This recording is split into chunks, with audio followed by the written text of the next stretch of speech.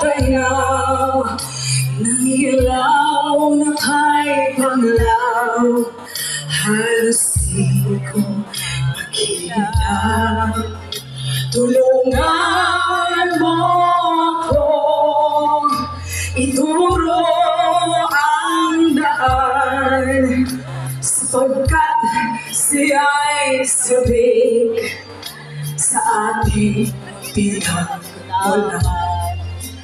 Bayan ko na hanggang ako ngayon nag-iisa, nais kong magbalik sa iyong bayan ko. Patawarin mo ako kung ako'y nagkamali sa landas na aking tinahak. Bawal umiyak. Tapos na, 5 araw. Ito, grabe. Sa pagsibol ng araw hanggang dapit hapon, malamig na hangin ang aking kayakap. Huwag sanang hadlangan ang aking nilalandas, sapagkat siya'y sabik sa ating sinilangan.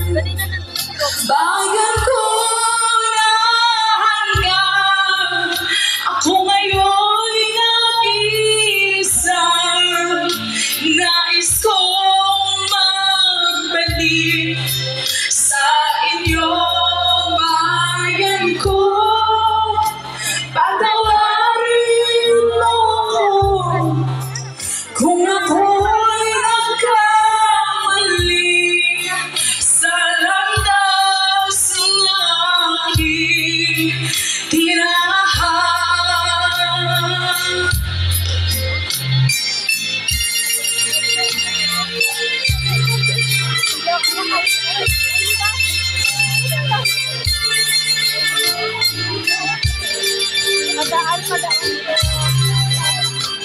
Para sa mga nanonood sa online, maraming salamat po. Keep on sharing. Patawarin niyo ako kung ako'y nagkamali sa landas na aking tinahak. Hindi ginawa yun ni Tatay Digong to hurt people. He did it to save us. Do you agree? Duterte! Duterte! Duterte! Maraming salamat po.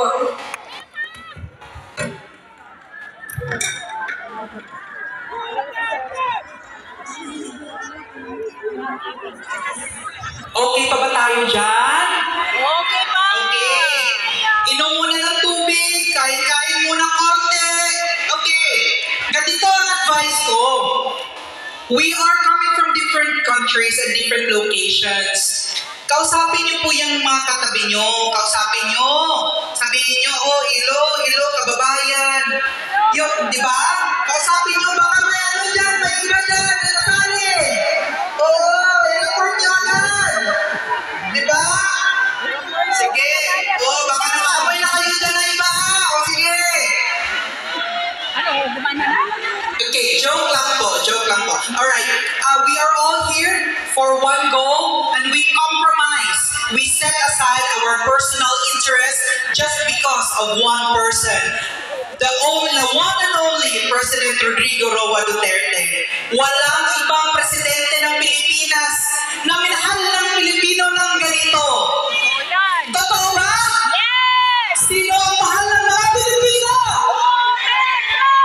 Ang mga supporters ni Duterte ang hindi? Very good. Oh, GMA, TV5. Sino pa? ABS-CBN. Mahiya kayo. No? Hindi ko mura nyo. Nag-represent kayo ng mga nyo sa Pilipinas. Hindi naman yung minapalay. You are maligning the Filipino people. We demand accountability. You are calling yourself journalists, but you yourself are biased. We are also calling out international media. We are not paid. We are here because we love Duterte.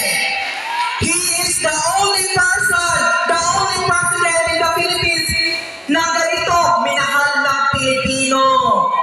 This is one of a kind. Put this in the history books. Duterte lang ang malakas. Ang susunod po natin na speaker ay si Kuya Ray po. Galing po siya sa Canada. Pakinggan po natin, palakpakan po natin. Salamat din. Can we give them a round of applause? Ang galing din. Isa ako na hindi bayan. I came from Canada just for the weekend. So everybody, can you please make some noise? Every time na bumoss sasabihin ko, make some noise. During President Duterte, di ba alaming streets are safe? During Duterte's time, tayo ay very, very proud. Kaya ibalik natin yun. Hopefully, si Sara tatakbo, right? We are here together with my wife. And can I call him Sayong Canada? Make some noise, everybody. Meron kami 10. Pero ito, taga-Netherlands, make some noise. Earlier, nakalimutan pero I know marami kayo dito. Germany, make some noise. Iceland, come on. We have also Norway. I heard there's Switzerland. And of course, Finland. Shout out Denmark.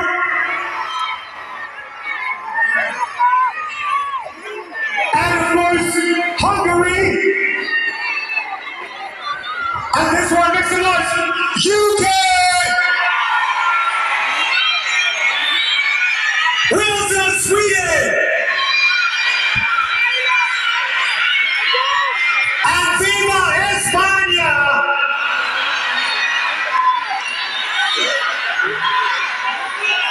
Neighboring, we have Belgium as well.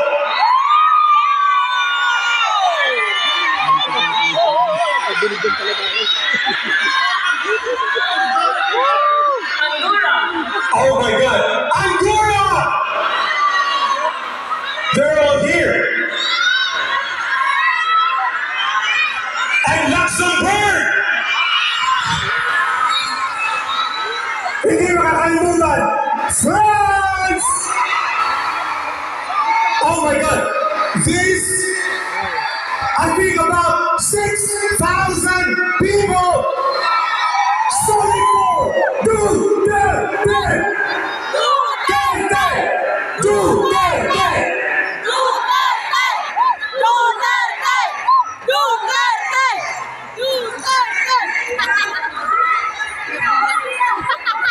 Hey, Austria is in the house! Austria!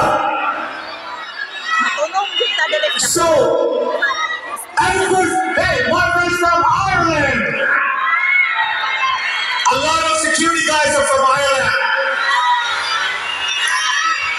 All the way, Hawaii!